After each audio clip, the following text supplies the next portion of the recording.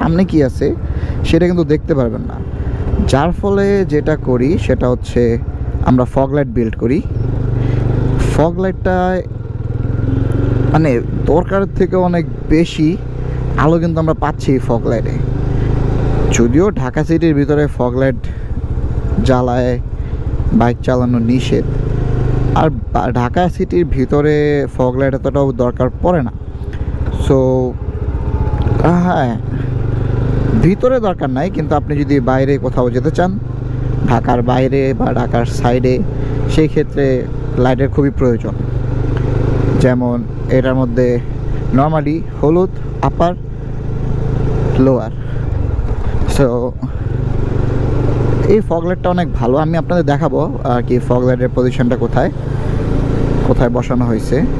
কিন্তু দেখেন বাইকের নর্মাল লাইটে কিন্তু আপনি স্পিড ব্রেকারও দেখতে পাচ্ছেন না, কিন্তু এখন কিন্তু দেখা যাচ্ছে। সো ডেমনের 165 সিসির যেটা ছিল সেটা তো সেম ইস্যু ছিল। তো যারা এই জিপিএক্স ডেমন নিচ্ছে তারা মেইনলি আগেই ফগ লাইটটা বিল্ড বা ইনস্টল করে নিচ্ছে বাইকে, কজ আপনি কোথাও যাবেন সেই ক্ষেত্রে হয়তো বা আপনার চোখে রাস্তাই দেখবেন না, শুধু বাইকটাই দেখতে পারবেন। বাট পারফরমেন্সের ক্ষেত্রে তো বাইকটা জোস, সবাই জানেন, অ্যাজ আমার রিভিউ ভিডিও আই গেস সবাই দেখছেন।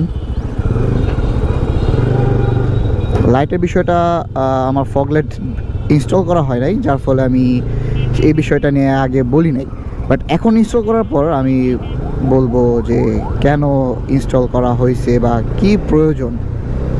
জিপিএক্সের মধ্যে একটা বাইক, 250 সিসির মধ্যে একটা বাইক, কেন ফগ লাইট লাগবে? এখন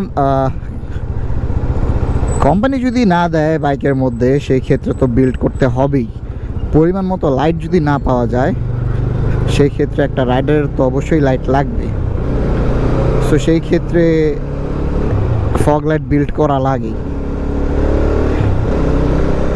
আচ্ছা, আমি আপনাদের দেখাই মানে ফগ লাইট কোথায় বসানো হয়েছে।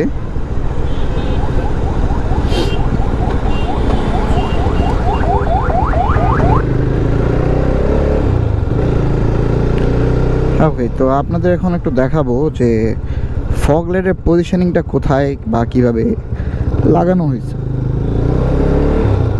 কারণ মোটামুটি সব জিপিএক্সেই যারা ফগ ব্যবহার করে বা ফগ ইনস্টল করে বাইকের মধ্যে, তারা মেইনলি এই জায়গাটাতেই বসায়। মানে সবাই মনে করে কি এই জায়গাটুকু রাখাই হয়েছে এই ফগ লাইটের জন্যই, কাজ সব